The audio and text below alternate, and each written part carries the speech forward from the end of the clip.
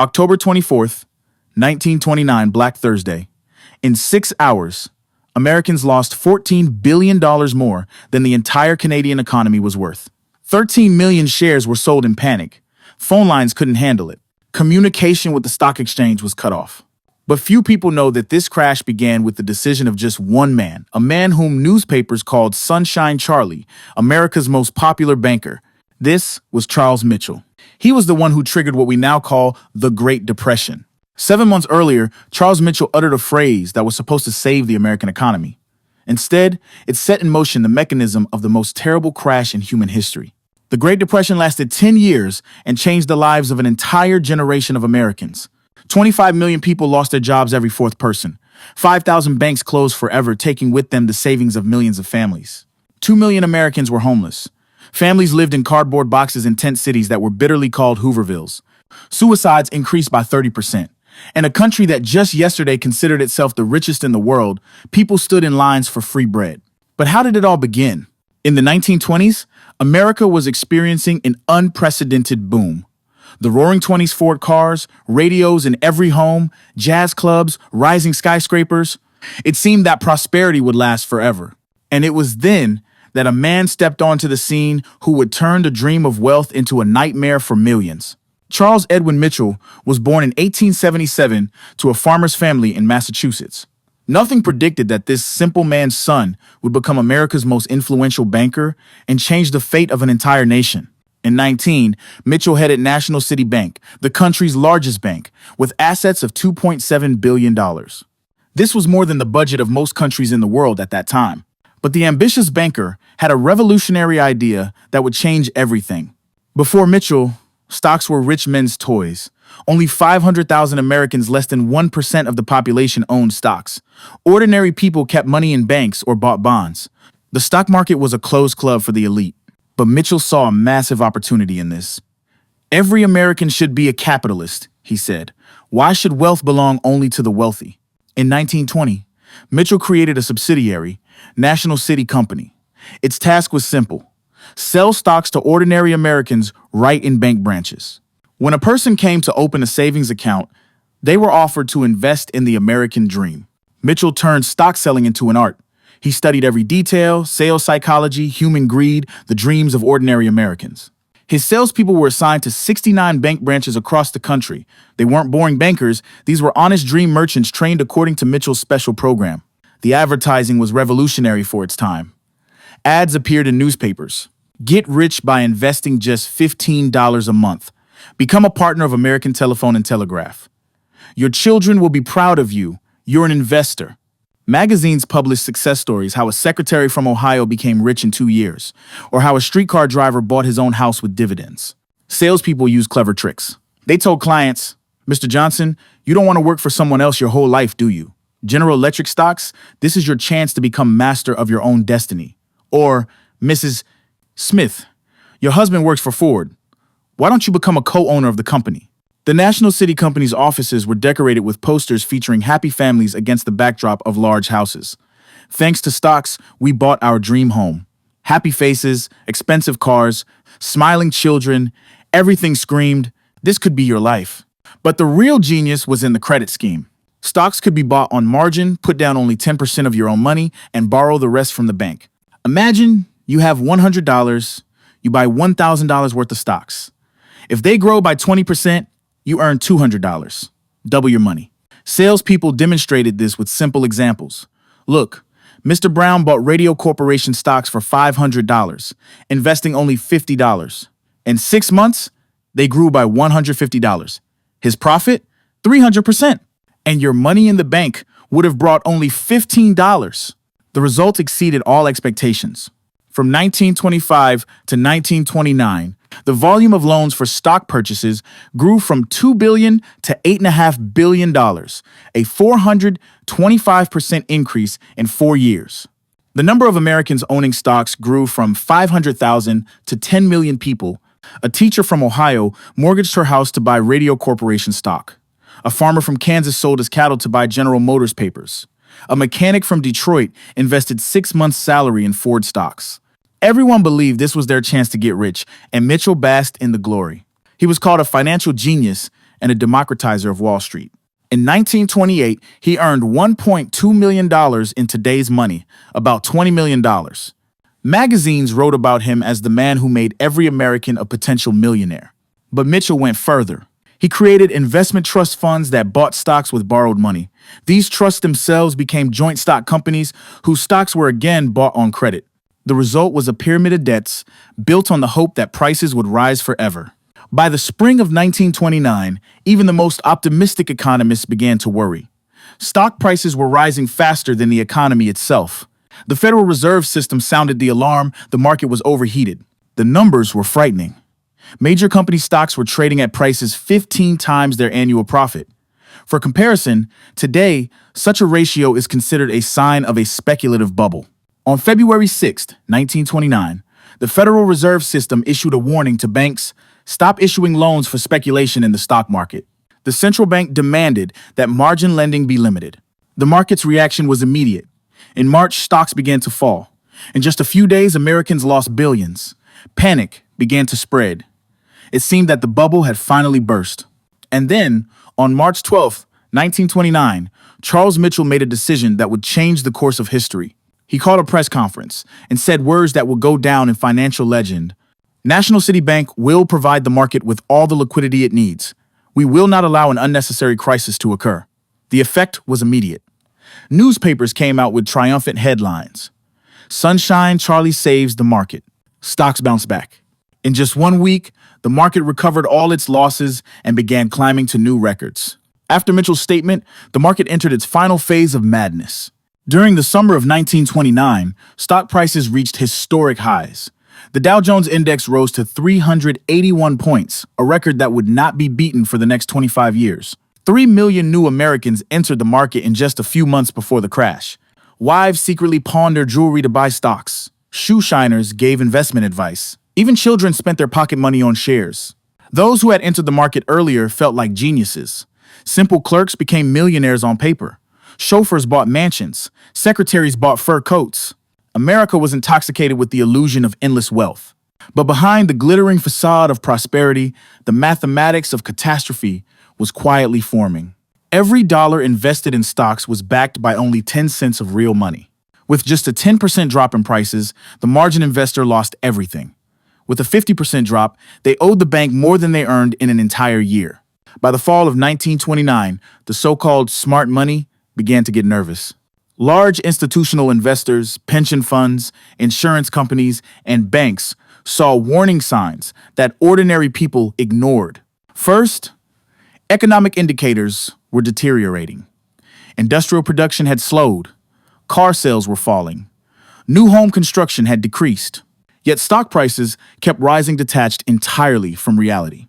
The gap between the stock market and the real economy had become critical. Second, seasoned investors understood the mathematics of margin trading better than anyone. They saw that when 90% of the money in the market was borrowed, any decline could turn into a catastrophe.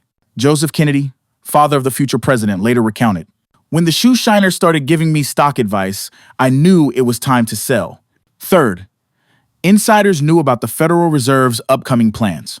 The central bank was preparing to raise interest rates, a move that would make margin loans more expensive and could trigger mass selling. Large players began quietly taking profits. They sold in small portions to avoid crashing the market prematurely. But by October, patience ran out. Some banks received insider information that the Bank of England planned to raise its interest rates, which would automatically force the Federal Reserve to follow suit. On the morning of October 24th, 1929, New York's most significant investment funds made a coordinated decision. It was time to exit. They began selling in massive blocks, hundreds of thousands of shares at once. At first, prices slipped slowly. Then came the avalanche. By noon, panic had gripped Wall Street. In a single day, 13 million shares were traded 5 times more than usual. Brokers couldn't process the orders. The telephone system collapsed under the load. The domino effect that Mitchell had unwittingly created was now entirely in motion. The first domino. Falling prices forced banks to demand additional payments from margin investors. The second domino.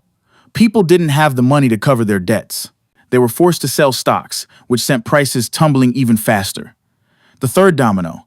Falling prices made those stocks worthless as collateral, cutting off the possibility of new loans. The fourth domino. Banks that had issued too many margin loans began to go bankrupt. The first to fall were those who had followed Mitchell's example. 5 days later came October 29th, 1929, Black Tuesday, the final crash. In a single day, Americans lost $14 billion more than the United States had spent on the entire First World War. Behind those dry numbers were real human tragedies.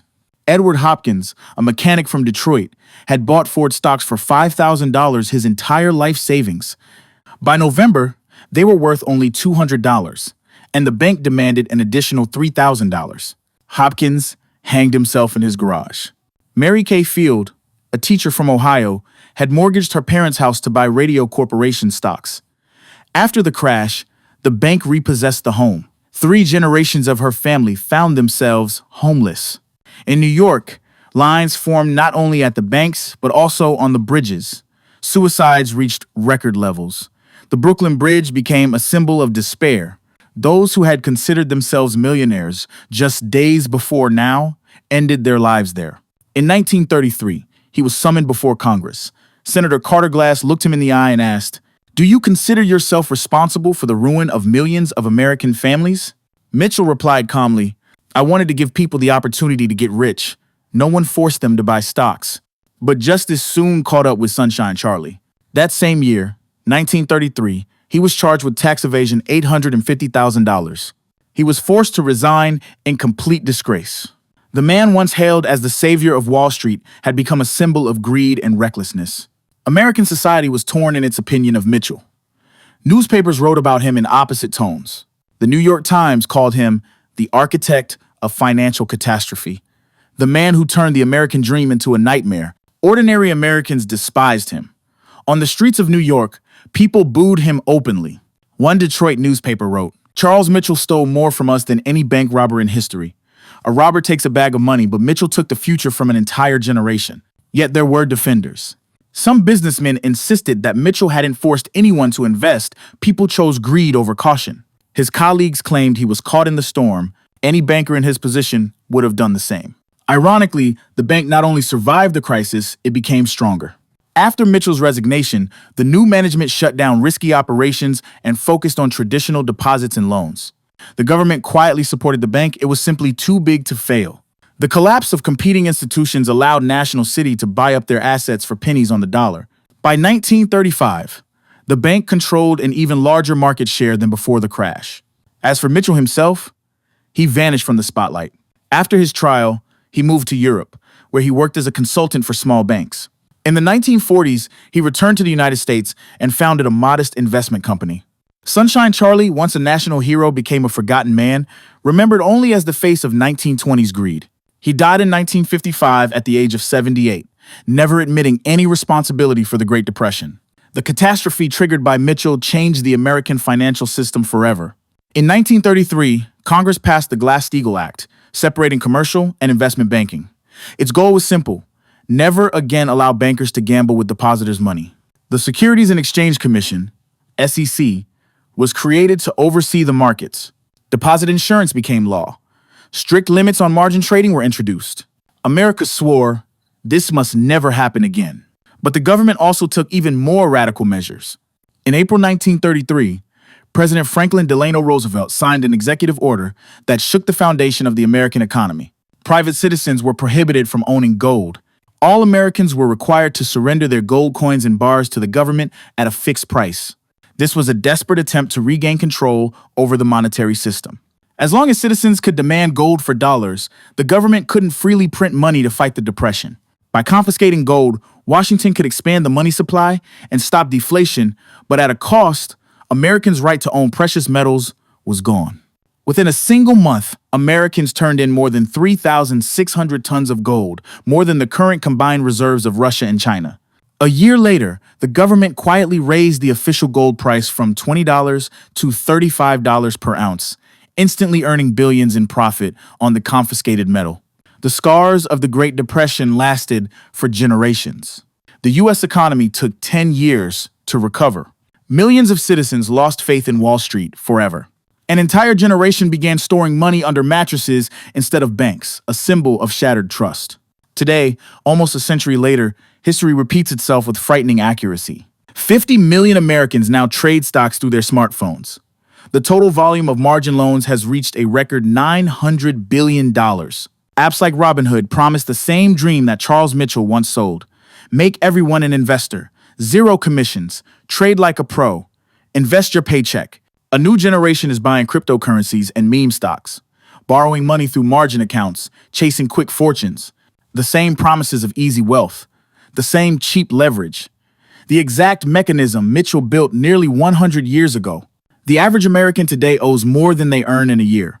Credit cards, student loans, car loans, personal loans, debt layered upon debt. And yet again, millions believe this time is different. Charles Mitchell's story isn't just about greed, it's about good intentions gone wrong. He truly wanted to give ordinary people the chance to get rich, to share in the prosperity of the age. But his system built on credit, optimism, and illusion turned the American dream into a nightmare for 1/4 of the nation. Every American should be a capitalist, Mitchell said in 1928. And today, the echo is the same. Everyone should invest. Everyone should own stocks. Finance is for everyone. The slogans haven't changed. Only the technology has. History doesn't repeat, but it rhymes.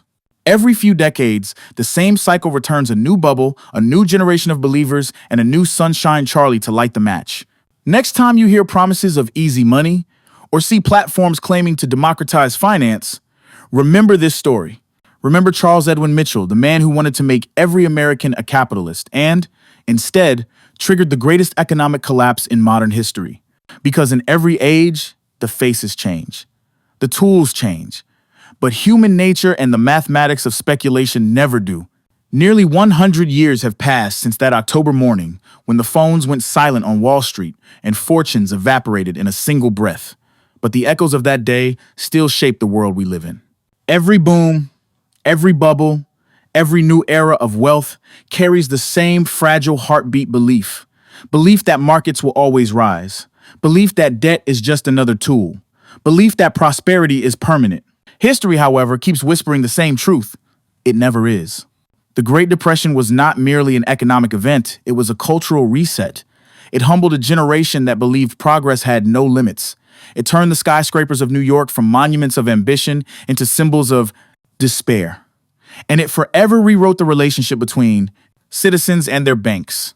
Yet human memory is short. With each new invention, from the microchip to the smartphone, from Wall Street to Silicon Valley, we convince ourselves that this time we're smarter, that algorithms, artificial intelligence, and central banks can outwit the cycle of greed and fear. But mathematics doesn't negotiate. You cannot borrow forever, you cannot print wealth, and you cannot gamble with trust without eventually losing it. If Charles Mitchell were alive today, he might see his reflection in the modern titans of finance, in the founders of trading apps, in the CEOs of crypto exchanges, in the influencers promising freedom through speculation. Different era, same psychology. Each generation creates its own Sunshine Charlie. Each believes democratized investing is the path to equality. And each time, the invisible hand of leverage squeezes too tightly until something breaks. In 1929, it was ticker tape and telephones. In 2025, it's algorithms and apps. But the mechanism of collapse has not changed, only its speed. Back then, panic spread in hours. Today, it would take seconds. A single push notification could trigger a sell-off faster than any banker could ever imagine. The story of Charles Edwin Mitchell is not only about a man or a moment, it's about the eternal tension between opportunity and excess, between ambition and restraint, between the dream of wealth and the discipline required to preserve it. He gave America a vision that everyone could be a capitalist. And for a brief shining moment, it worked. Until it didn't. When the dust settled, 25 million Americans had lost their jobs. 2 million were homeless. 5,000 banks had vanished. But out of that ruin, a new financial order was born: rules, oversight, and caution. The lesson was carved into the nation's memory. And yet, nearly a century later, the same forces are once again gathering at the edge of the stage. So, when you hear the promise of easy riches, when someone tells you everyone should invest, or that technology has eliminated risk, remember Sunshine Charlie. Remember that behind every financial miracle lies a very human weakness, the belief that this time, the laws of economics no longer apply. They always do, because history doesn't just repeat. It tests us again and again to see if we've learned.